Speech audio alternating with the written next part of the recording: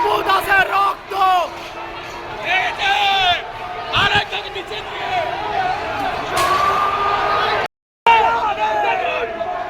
যেইভাবে বাংলাদেশি পুলিশগুলো বাংলার মানুষকে পশ্চিমবঙ্গের এই পুলিশ পুরোপুরি বাংলাদেশের জিহাদি পুলিশ হয়ে গেছে।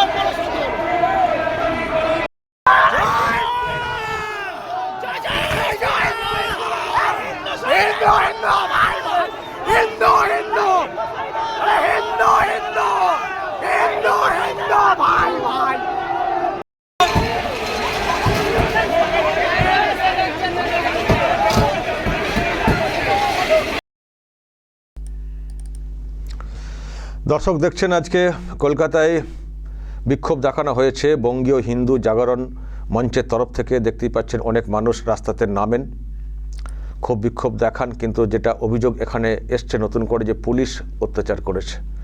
পুলিশের অত্যাচারে একজনকে তো রাস্তায় পড়ে থাকতে দেখলাম, যে মমতার পুলিশ বাংলাদেশের পুলিশের মতো আচরণ করছে এমনটাই বলার চেষ্টা হয়েছে। এই যে একজনকে পড়ে থাকতে দেখছি, তাকে ঘিরেও তাকে সামনে রেখে ক্ষোভ বিক্ষোভ আরও জোরালো করা হয়, দেখতেই পাচ্ছেন। বাংলাদেশ ডেপুটি হাই কমিশন যেটা রয়েছে কলকাতায়, সেটা ঘেরাও কর্মসূচি ছিল এই সেকশনের তরফ থেকে, তো সেখানে আটকানোর চেষ্টা হয় এবং ইউনুসের যে কুশপুতুল সেটা ওখানে জ্বালানো হয়, দেখতে পাচ্ছেন। কিন্তু পুলিশ নাকি অনেককে ধরেও ফেলেছে, আটকও করেছে। সেই জন্যই পুলিশের বিরুদ্ধেও একটা ক্ষোভ উগড়ে দেওয়া হয়, আর সেই সঙ্গে একটা স্লোগান ওখানে ওঠে, হিন্দু হিন্দু ভাই ভাই। আমি দর্শক দেখছিলাম কিছু পোস্টার আমি দর্শক দেখছিলাম, সেটা যেমন একটা হচ্ছে এই যে ইন্দো প্রাচ্য বলে, দেখতে পাচ্ছেন কীভাবে ড্রয়িং করা হয়েছে। বাংলাদেশের সংখ্যালঘুদের বাঁচাতে ইন্দো প্রাচ্য অঞ্চলকে ভারতের অন্তর্ভুক্ত করা হোক, এইসব নিয়েও দেখছি লোকজন বেরিয়েছেন এবং রাস্তাতে লিখেছেন বাংলাদেশি মুসলিম গো ব্যাক। এটা কুশপুতুল ডক্টর ইউনুসের, দেখতে পাচ্ছেন এটা জ্বালানো হয়েছে ওখানে। তো এইরকম সব চলেছে এবং সেই সঙ্গে আরেকটা দেখছিলাম যে ওখানে যা চলছে, হিন্দুদের ওপরে যে নির্যাতন হচ্ছে, এই বিষয়ে ভারতের যেটা করণীয়, যেটা করা উচিত বলে দেখছি এইসবও লেখা আছে। এক হাতে ইউনুসের ছবি, অন্য হাতে দেখুন from India, no food, no medicine, no treatment. এটাও কিন্তু বলা হয়েছে। এইসব দাবিকে সামনে রেখে ক্ষোভ বিক্ষোভ দেখানো হয়েছে। ওখানে যে হিন্দু নির্যাতন হচ্ছে, হিন্দু নিধন হচ্ছে, সেই বিষয়ে ভারতও কিছু একটা ব্যবস্থা করুক, সেটা বলার চেষ্টা। এবং সেই সঙ্গে ডেপুটি হাই কমিশন যেটা রয়েছে এবং ভারতের অন্যত্র কিন্তু এই বাংলাদেশের যেসব দূতাবাস আছে সেখানেও কিন্তু ক্ষোভ বিক্ষোভ চলছে, এমনকি দিল্লিতেও। তো যেটা বলার চেষ্টা হচ্ছে যে দেশে হিন্দু নির্যাতন হয়, হিন্দু নিধন হয়, হিন্দু অধ্যুষিত একটা দেশ ভারত, যেটা হিন্দুদের জন্য সুরক্ষিত একটা দেশ বলে আমরা বলে থাকি, তো সেখানে বসে আমরা কি করে সহ্য করি? প্রতিবেশী দেশে হিন্দুদের চিৎকার, কান্না, আর্তনাদ, এইভাবে পরিবারগুলো অসহায় হয়ে পড়ছে, আর সেখানে আমরা কেন কোনো ব্যবস্থা নেব না? আর এখানে দূতাবাসগুলো কি করে থাকবে? তারাই বা কেন বলবে না যে ভারতে যেভাবে ক্ষোভ বিক্ষোভ হচ্ছে, তো সরকার ঠিক করে চলুক, সেটাই বা কেন বলবে না? এত বলা হচ্ছে, এত বার্তা দেওয়ার চেষ্টা হচ্ছে, তো সেই জন্যে আজকে একেবারে ঘেরাও কর্মসূচির ডাক দেওয়া হয়েছিল। কিন্তু মমতা পুলিশ ওই ডেপুটি হাই কমিশনকে কীভাবে ঘিরে রাখা যায় যাতে করে বেশি কাছাকাছি যেতে না পারেন এনারা, সেই ব্যবস্থাটা করেছে। ওখানে যে ভারতের যেসব হাই কমিশন আছে, সেখানে আপনারা দেখেছেন পুরো ব্যারিকেড টোপকে একেবারে উঠে পড়ার মতো অবস্থা।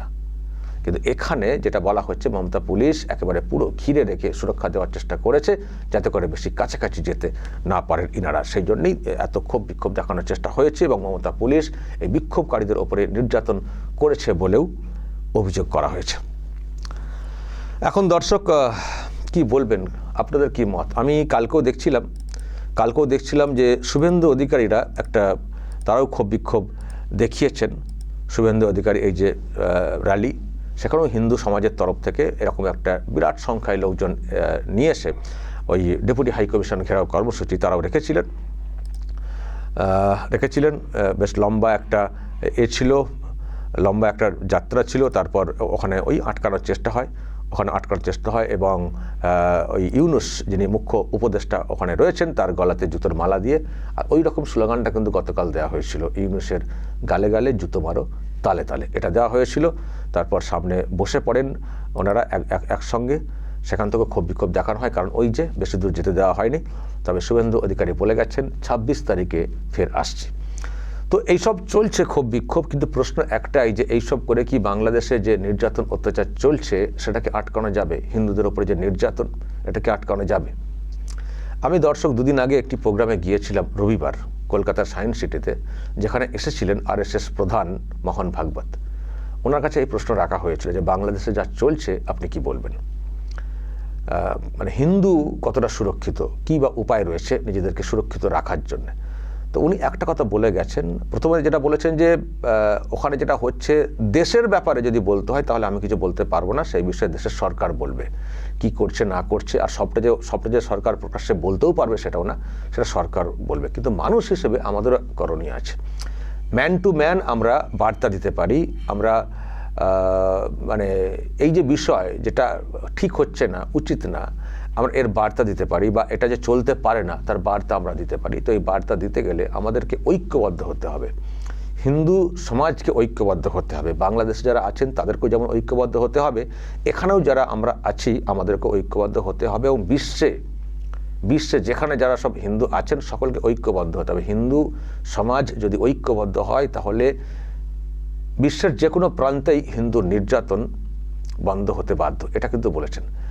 তো সেই ঐক্যের ডাকটা উনি দিয়েছেন, এবং তারপর থেকেই আমি এই প্রোগ্রামগুলো আরও বেশি বেশি করে দেখছি যে হতে পারে ওটা আলাদা দেশ, কিন্তু হিন্দু সমাজ, তো তাদের পাশে থাকার জন্য যদি গোটা বিশ্বে যদি হিন্দুরা ঐক্যবদ্ধ হয়ে একটা মানে ডাক দেওয়ার চেষ্টা করেন এবং বার্তা দেওয়ার চেষ্টা করেন, যে কোনো শাসক, যে কোনো সরকার পক্ষ মানে ব্যবস্থা নিতে বাধ্য যদি গর্জনটা হয়। আর হিন্দু বিশ্বের প্রচুর রয়েছে, অবশ্যই ভারত একটা বিশেষ জায়গা হিন্দুদের জন্য, ভারতের পরিচিতি হিন্দুদের জন্য, হিন্দুদের পরিচিতি ভারতের জন্য, এটা বলে গেছেন উনি। তো এটা বিশেষ জায়গা, ফলে আমাদেরকে ঐক্যবদ্ধ হতে হবে। তো এই ঐক্যবদ্ধের ডাকটাও এখানে আছে, কিন্তু ক্ষোভটা আরও এখানে জোরালো হয়েছে, যেহেতু মমতা পুলিশ বিরাট মানে বাধা দেওয়ার চেষ্টা করেছে, নির্যাতন করেছে বলে অভিযোগটা মানে এসছে। তো সেটাকে নিয়ে এখানে আরও ক্ষোভের মাত্রা শুধু বাংলাদেশের ওপরে ছিল না, মমতা পুলিশের ওপরেও দেখলাম ক্ষোভটা আছড়ে পড়ছে। এখন দর্শক যেটা বলার সেটা হচ্ছে যে সত্যিই আমি নিজে মুসলিম, তো আমার নিজেরও খুব খারাপ লাগে যে, এবং আর একটা বিষয় ভাবতে ভালো লাগে যে বাংলাদেশে যারা সংখ্যালঘু, তাদের মধ্যে হিন্দু বড়, তাদের উপরে যেভাবে নির্যাতন হচ্ছে, যেখানে মুসলিম প্রধান, আর এই মুসলিম মানে শান্তির ধর্ম। আবার ওখানকার নেতারা বলে থাকেন যে বাংলাদেশ এমন একটা দেশ হয়ে যাবে বা হচ্ছে যে বিশ্বের শান্তির জায়গা, সবাই নাকি দেখতে আসবেন, এরকম একটা মৌলানা সাহেব কদিন আগে বলেছেন। তো এই তার নমুনা, এই আপনাদের ধর্ম, হিন্দু নিধন, হিন্দু নির্যাতন। ফলে মুসলিম হিসেবে আমার তো ভীষণই খারাপ লাগে, কারণ আমি তো মুসলিম না, সুতরাং খারাপ লাগে যখন এই ধরনের কথা শুনি, খারাপ লাগে। আর ভালো লাগার জায়গাটা আমি এখান থেকে যেটা বলতে পারি, ভালো বলতে মানে আমি সুরক্ষার দিক দিয়ে কথাটা বলছি, ওখানেও মানে কোনো হিন্দু কোথাও আক্রান্ত হচ্ছেন সেটা তো আমারও ভালো লাগার কথা না। আমি ভালো এখানে এই সেন্সে বলার চেষ্টা করি, দেখুন এখানে তো হিন্দু প্রধান দেশ, প্রচুর হিন্দু, এমনকি পশ্চিমবঙ্গেও হিন্দুই বেশি। কিন্তু বাংলাদেশে ওই যে একটা ঘটনা ঘটছে প্রতিবেশী দেশে, জ্যান্ত পুড়িয়ে মারা বা মেরে পোড়ানো, এসবের পরেও কিন্তু প্রতিহিংসা আছে কি ভারতে? প্রতিহিংসা যখন হিন্দুদের উপরে হচ্ছে, চলো এখানে মুসলমানদের মেরে দিই, আছে? নেই। কিন্তু যদি এখানে কিছু ঘটে যায় উল্টোটা, মুসলমানদের উপরে কিছু একটা, হিন্দুদের উপরে কোনো কারণে কিছু ঘটনা দেখেছেন নিশ্চয়ই, ওই সব দেশে কীরকম প্রতিহিংসা শুরু হয়ে যায়। এটাই হচ্ছে আমার ভারত, এটাই হচ্ছে ভারত। সত্যিই হিন্দুরা খুব সহনশীল। কিছু ঘটনা, কিছু হয়তো আপনারা বলতে পারেন, কিছু ঘটনা কিছু মানুষ ঘটিয়েছেন কোনো কারণে, তাদের বিরুদ্ধে ব্যবস্থা হয়েছে। আমি যেটা বলছিলাম, আমি দুদিন আগে মোহন ভাগবতের যে কথাগুলো শুনে এলাম না, আপনারা যারা হিন্দুদের সম্পর্কে কথা বলেন, হিন্দুদের ব্যাপারে আতঙ্ক প্রকাশ করেন, আমার এতটুকু আতঙ্ক লাগেনি। আমি সেখানে বসে আমাকে খুব সেফ মনে হয়েছিল, এবং আমার মনে হয়েছে যে RSS যে কোনো অফিসে যাওয়া যায়, নাগপুরে মেন অফিস, আমি হয়েছে একদিন যাবো সেখানে।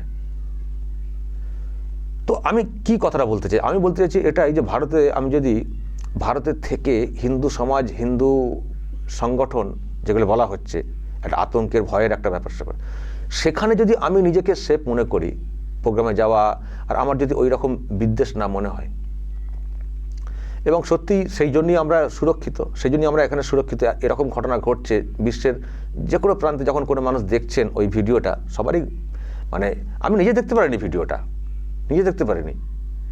তো ক্ষোভের কারণে, রাগের কারণে, সাম্প্রদায়িক একটা আবেগ থেকে মানে হয়ে যায়, পাল্টা হয়ে যায়। কিন্তু হয়েছে কি পাশের দেশ তো, এই তো ভারতবর্ষ, ক্ষোভ বিক্ষোভ রাস্তাতে হচ্ছে, পুলিশের বিরুদ্ধে ক্ষোভ হচ্ছে, সব ঠিক আছে, কিন্তু পাল্টা হয়েছে, মুসলিম কাউকে ধরে জ্বালিয়ে দেওয়া, মেরে দেওয়া হয়েছে কি? হয়নি। আমি সেদিক দিয়ে কোথাও ফিল করি যে হিন্দুরা সত্যি অনেকটাই সহনশীল, আর মুসলমানদের মধ্যে উগ্রতা অনেক বেশি, কিন্তু ধর্ম বলছে মুসলমানদেরকে শান্ত থাকতে। আমি বিশ্বাস করি, এক্ষুনি আমাকে কেউ কেউ বলবেন যে আপনি ধর্ম জানেন না, কোরআনের হয়তো কিছু আয়াত উল্লেখ করে বলবেন যে ধর্ম, মুসলমান ধর্ম মানে জিহাদ, অত্যাচার, অমক তমক, মানে শেষ করা অন্য ধর্মের লোকেদেরকে বলবেন, বলতে পারেন আপনারা, কিন্তু আমি এগুলো মানি না। হয়তো বলবেন আপনি না মানলে কী হবে, ধর্মেতে এটাই বলা আছে। না, ধর্মেতে এটাও বলা আছে বলেও আমি মানি না। এটা কোনো মৌলানা, মৌলী সাহেব তাদের মতো করে হয়তো ব্যাখ্যা দেওয়ার চেষ্টা করেন, বলার চেষ্টা করেন, আর আয়াতের কিছু অংশ দেখে হয়তো আপনারা কেউ সিদ্ধান্তে চলে আসছেন, কিছু অংশ দেখে। টোটাল ঘটনা কোন প্রেক্ষিত হয়তো আপনারা দেখছেন না, আর সেই প্রেক্ষিত আমাদের মৌলবী সাহেবরাও ব্যাখ্যা করেন না, সেই জন্য এত ভুল বোঝাবুঝি। কোনো ধর্মই কোনো মানুষকে নিধন করতে, নির্যাতন করতে বলে না, এটা আমরা কোথাও বিশ্বাস করি। কিন্তু আমি জানি আমার কথা আপনাদের অনেকেরই ভালো লাগবে না, ভাববেন যে আমি ইসলামের হয়ে প্রচার করছি বা ইসলামকে এই হিসেবে তুলে ধরার চেষ্টা করছি। আমার সেই মুখ নেই আপনাদের সামনে তুলে ধরার। যে ঘটনা ঘটছে বাংলাদেশে, আমি লজ্জিত। আমার সেই মুখ নেই। আমি জানি আমার প্রতিও আপনাদের হয়তো কারো খারাপ ধারণা হতে পারে, যে আমি সাফাই দেওয়ার চেষ্টা করছি, এগুলোকে হয়তো বলবেন। আমি অপারক আপনাদের কাছে সেগুলো বোঝাতে, এটা বলতে পারি। যাই হোক, আমি শেষে একটা কথাই বলবো যে নির্যাতন, যে নিধন অবিলম্বে বন্ধ হোক। ভারত সরকার করুক কিছু একটা করুক। ওরা নাকি কি ভিসা অফিস বন্ধ করছে, কি হবে ওদের? কে ওখানে আমাদের যায়, কে ওখানে আমাদের কি জন্য যায়? ভারতকে বাংলাদেশের দরকার হয় না বাংলাদেশের ভারতকে দরকার হয়? ধরুন মনে করুন যে বাংলাদেশের সঙ্গে পুরো দরজা এঁটে দিলাম পাকিস্তানের মতো, তো কী যায় আসে ভারতের? কিন্তু বাংলাদেশের কি হবে? এটা বুঝছে না। তবে সাধারণ মানুষ নিশ্চয়ই ওখানে বুঝছে। ওখানকার মানুষ এত সংখ্যায় এখানে ট্রিটমেন্ট করতে আসেন বর্ডার দিয়ে এসে, তারা বুঝছেন তাদের অবশ্যই কষ্টের, ক্ষতির। হয়তো তারাও চান না এইগুলো হোক, তারাও চান দু দেশের সম্পর্ক থাক, কিন্তু নেতৃত্ব স্থানীয় তাদের পলিটিক্যাল স্বার্থে যে কাজগুলো করে যাচ্ছেন তাদেরকে ভুগতে হবে। সেই জন্য ওখানকার মানুষের উচিত এই সমস্ত বিষয়ে গর্জে ওঠা। আর হিন্দুরা ওখানে যে আতঙ্কে রয়েছেন, হিন্দুদের সুরক্ষা দেওয়া দিক, ভারতের এই যে ক্ষোভ তৈরি হচ্ছে না, দেখুন সরকার হয়তো এখনও সে অর্থে বিরাট কিছু করছে না, কিন্তু যদি মানুষের ডিমান্ড হয়ে দাঁড়ায়, ভারতবাসীর ডিমান্ড যদি হয়ে দাঁড়ায় যে শিক্ষা দিতে হবে, তখন কিন্তু সরকারও চুপ থাকতে পারবে না। জনগণ যদি চাইতে শুরু করেন না বিরাট করে, তখন সরকার চুপ থাকতে পারবে না। আর সরকার যদি তারপর করা অ্যাকশন নিতে শুরু করে, তখন যে কি হবে দেশটার, সেটা দেশের মানুষের এখন থেকে ফিল করা উচিত। দর্শক বলবেন যদি আপনাদের কিছু বলার থাকে, এবং নজর রাখবেন আরামবাগ টিভিতে।